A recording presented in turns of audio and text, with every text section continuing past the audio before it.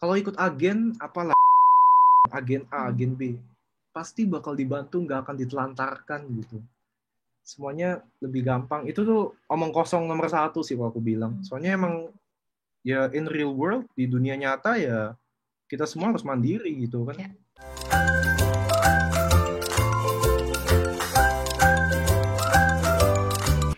Halo semuanya, Vicky Oi, apa kabar kalian? Bagi yang baru di channel ini, kenalin aku Girindra. Biasanya ngajar bahasa Jerman di channel ini.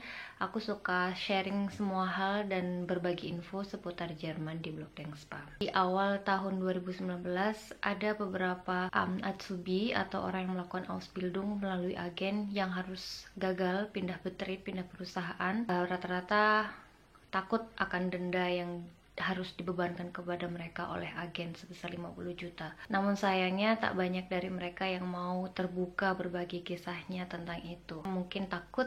Nah, tapi ada salah satu peserta yang berhasil pindah beberapa perusahaan dengan usahanya sendiri dan dia berhasil lulus Ausbildung dengan nilai yang sangat memuaskan serta bekerja di Jerman saat ini. Dia juga berbagi banyak sekali tips serta informasi yang bisa kalian dapatkan yang mungkin bisa dipetik hikmahnya supaya kalian tidak mengalami hal yang serupa, ataupun jika kalian mengalami, kalian bisa menyelesaikannya dengan baik. Nggak usah menunggu lama, yuk kita simak wawancara aku bersama Vera Harjo melalui Zoom di video berikut ini. Vera, coba ceritakan proses perjalanan Ausbildung kamu di Jerman hingga berhasil lulus sampai saat ini.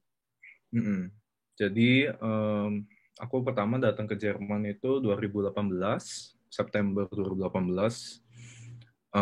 Tahu soal Ausbildung dari agen memang. Cuman karena nggak cocok sama agen, akhirnya aku keluar dari agen kan.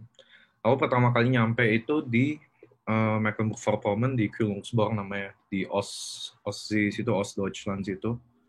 Jadi atasnya Berlin adalah satu Bundesland namanya Mecklenburg-Vorpommern, satu negara bagian. Nah, habis itu aku Ausbildung di sana. Aku memang pas berangkat ke Jerman memang pengen Ausbildung Koch ya. Jadi bukan, kan banyak tuh orang yang iming-iming, oh yang penting ke Jerman gitu. Tapi asal ikut Ausbildung tapi nggak tahu jurusan yang dia mau sebetulnya apa gitu kan. Nah, aku memang dari awal pengen Koch. Dan aku memang sebetulnya aslinya emang mau ke Jerman. Cuman waktu itu belum mau Ausbildung, maunya studiren aja kan biasa. Kuliah gitu kan.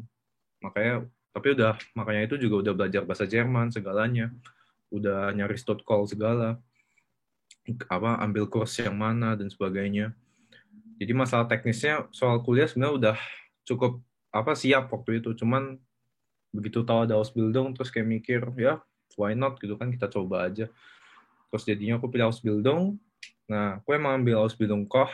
Terus di hotel di Kungsborn itu namanya Hotel Strand Hotel. Oh ya, perlu sebut merek nggak sih? Atau aku nggak tahu deh, boleh atau nggak. Silakan aja sebut merek, nggak apa-apa. Nggak apa-apa ya. Ya, namanya Morada Strand Hotel gitu. Cuma aku di sana jujur nggak nyaman ya, bisa dibilang. Dari segi lingkungan kerja, terus dari segi kehidupan pribadi, maksudnya private life-nya juga susah sih di sana gitu.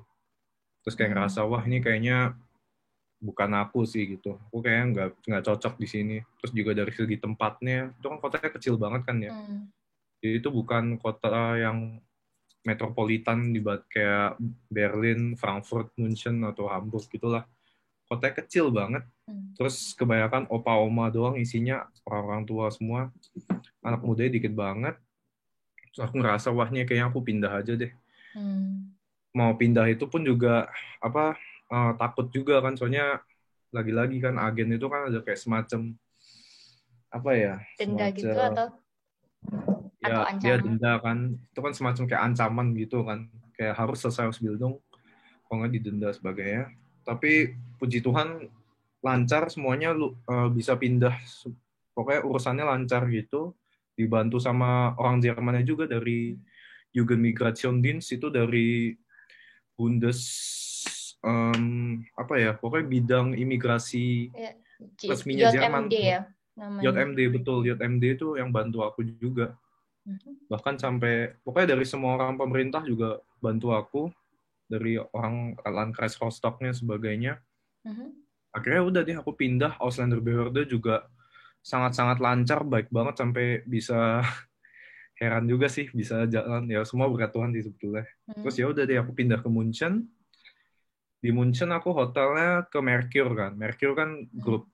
Nah ini aku juga sadar sih. Kalau aku lihat dari hotel-hotel yang dipilihin agen itu kebanyakan lebih kayak hotel yang bukan franchise gitu loh, bukan yang bermerek gitu lah bisa Hmm. dibilang. Maksudnya bermerek tuh kayak misalkan Accor, Marriott, Hmm. terus Hilton itu kan hotel-hotel yang internasional gitu kan.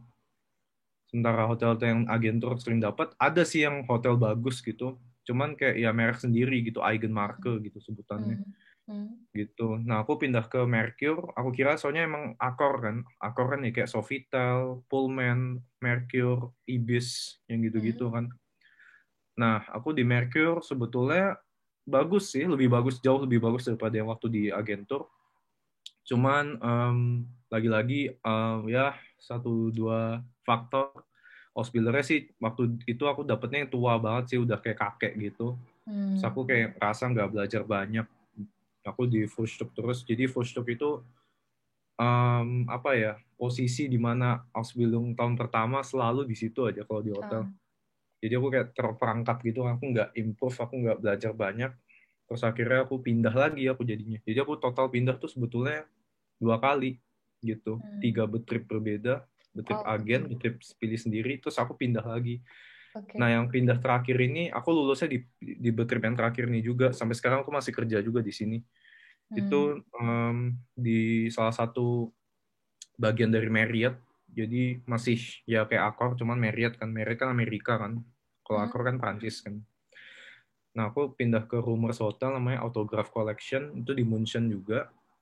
Dan akhirnya aku ya sekarang lulus gitu. Gitu deh. Lulusnya juga puji Tuhan nilainya juga bagus. Abschlusszeugnis 1,4. Wow. Terus Luar ya biasa. Terus waktu kamu pindah Betrip itu berarti kamu melanjutkan berufschulanya dilanjutkan apa mulai dari awal? ini dulu yang namanya brosur kan pasti ada rapor kan, rapor sekolah kayak rapor sekolah di Indonesia. Ya. Waktu aku pindah dari atas ke bawah dari Ostdeutschland ke Bayern situ, kan aku butuh semacam kayak bukti kalau aku pernah Ausbildung kan, cuman nggak selesai gitu, aku lanjut. Nah, aku untungnya juga dari pihak Bersulo baik-baik semua orangnya, jadinya aku dikasih semacam ya rapor sementara gitulah. Nah, jadi sebetulnya ya ini buat yang dengerin juga sih, misalkan mau pindah juga, ini sih kayak dokumen apa yang menguatkan untuk pindah sih. Jadi pindahnya bukan cuma asal-asalan pindah betrip, tapi juga pindah sekolah. Kayak ini Ya. orang emang mau Ausbildung gitu loh. Jadi ada semacam dokumen penguatnya ya. Salah satunya rapor sementara itulah. Semacam Schulzeugnis. Hmm. Ini sih sebetulnya dulu Notenübersicht kan. Overview nilai doang jadi. Hmm. Gitu. Nah terus kalau yang ini, yang tadi aku omongin. Wah, oke. Yang di Munchen ya? Ini yang di Munchen. Di Munchen, betul. Oh, wow. Tapi emang beda banget sih rapor, beda Bundesland, beda apa Hmm. bentuk rapornya ya. Aku juga lihat temen-temenku yang brosur lain juga rapornya bentuknya beda gitu sih. Kalau di Munchen sih cuma satu kertas gini aja, terus ada tanda Hmm. tangannya gitu, terus udah sih itu aja. Ada cap, cap stempelnya, Ya. terus udah deh gitu. Wow. Bagus. Good, good, good, and sehr good ya. Ya Wow, puji oke. Tuhan. Nah terus apa ya? Mengapa saat itu bisa sampai gagal? Maksudnya ini ya apa? Nggak lanjut di apa Betrip betrip yang yang pertama. agen pilihin ya. Hmm. Faktor yang paling pengaruh yang pertama sih ini nggak bisa generalisasi sih memang. Hmm. Cuman di hotelku entah kenapa orang-orangnya nggak friendly sih. Beda Hmm. banget sama tempat aku, dua tempat aku bekerja sekarang, Mercure dan Rumors ya. Marriott sama Accor ini. Entah kenapa di atas itu waktu aku kerja dulu beneran ya nggak manusiawi lah bisa dibilang Hmm. gitu. Nggak Terus juga manusiawinya gimana maksudnya? aku tiap hari itu selalu dimarahin tanpa alasan sih. Aku kayak tiap hari dimarahin, jadi kayak aku ngerasa aneh sih. Maksudnya kalau marah dengan ada alasan yang mendasar gitu, jelas gitu ya. Cuma aku tiap hari dimarahin, aku sampai kayak bingung. Pernah satu hari aku nggak dimarahin, aku sampai kayak merasa, wih, mukjizat ini, ajaib gitu. Soalnya kayak impossible gitu. Soalnya biasanya ya selalu dimarahin, tapi ya itu cuma sehari doang. Nah, ini aku nggak tahu ya Atsubi lain. Aku Atsubi yang tipenya, aku ada masalah apa, aku langsung ngomong gitu. Aku langsung ngomong, kenapa aku diperlakukannya selalu dimarahin gitu loh. Kayak, bisa nggak sih lebih pelan, lebih pengertian kita, ya Outlander kan bisa bilang gitu. Terus juga, dia mendengarkan ya, tapi kayak masuk telinga kiri, keluar telinga kanan gitu loh. Jadi, sempat ditanggapi, tapi ya balik lagi ke habit lamanya gitu loh. Kayak gitu. Terus juga dari segi pausenya sih ya memang nggak sesuai yang aku harapkan gitu. Misalnya kan setengah jam gitu kan Atsubi waktu dulu. Oke lah, itu memang susah di dunia gastronomi. Tapi aku nggak kuat itu setiap pause dia ngerokok kan. Koki itu bayangkan rokok. Dan aku nggak ngerokok satu.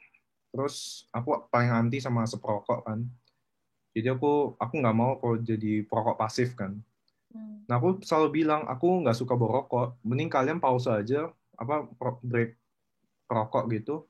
Rauhan pause, aku di atas, aku stay di dapur gitu loh. Itu aku juga nggak keberatan gitu. Tapi mereka tuh semacam memforsir, memaksa, ayo pause, ikut mereka gitu loh. Tapi aku ngikut ya, ikut apa, menghirup bau rokok. Sampai akhirnya aku sesak nafas. Terus aku di rongsen, pokoknya aku beneran sampai ke dokter, terus diberwisung ke spesialis, terus diambil röntgen build-nya juga segala. Iya, beneran ada asmanya. Sampai Gitu. separah Terus, itu ya. terus aku kayak ngerasa, wah ini udah nggak bener. Aku 6 bulan aja kayak gini. Bayangin 3 tahun bisa ya nggak ada masa depan lah. Amit-amit kan gitu kan.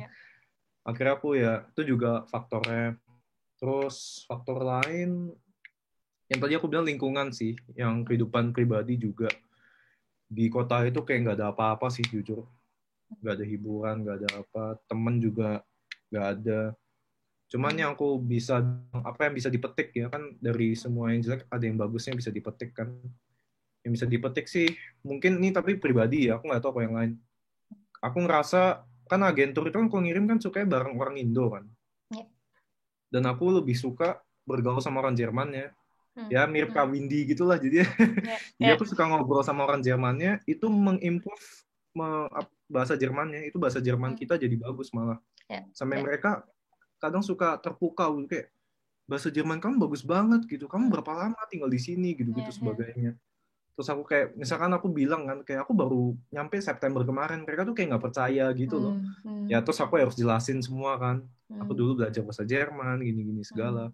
Terus kayak mereka baru ngerti gitu. Terus yang bisa dipetik lagi sih, ini sih aku ikut kayak gereja gitu, semacam komunitas gereja gitu di sana.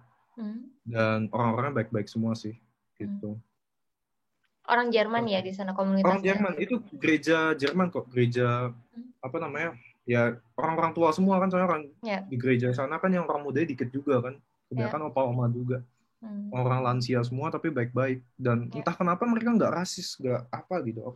Itu yang aku bikin bingung juga, jadi makanya emang nggak bisa Padahal generalisasi. Ostdeutschland ya biasanya kan rasis. Iya makanya aku juga heran gitu, kayak ini padahal kan ya bisa bilang ya cukup garis kanan banget ini, tapi enggak gitu. Makanya sih emang hotelku aja sih yang kebetulan nggak friendly sih lingkungannya gitu. Berarti itu tadi alasan yang dari Betrip yang pertama ya. Kalau yang kedua tadi karena kenapa?